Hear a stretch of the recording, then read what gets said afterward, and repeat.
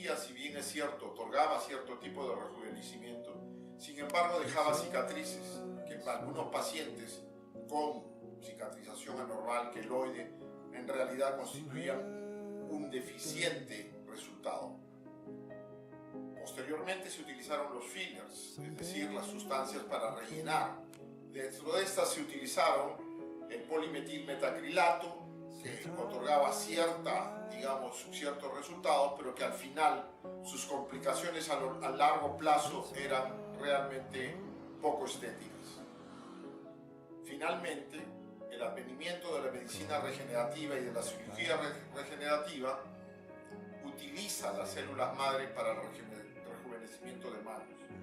La ventaja de esta técnica es que es con las propias células del paciente, o sea que no es absolutamente ningún material extraño.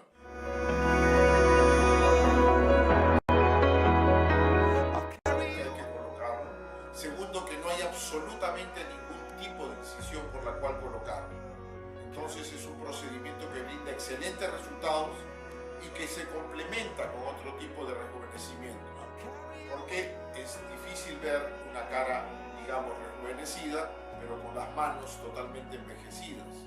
O una cara y un escote rejuvenecido, pero con las manos totalmente, digamos, envejecidas.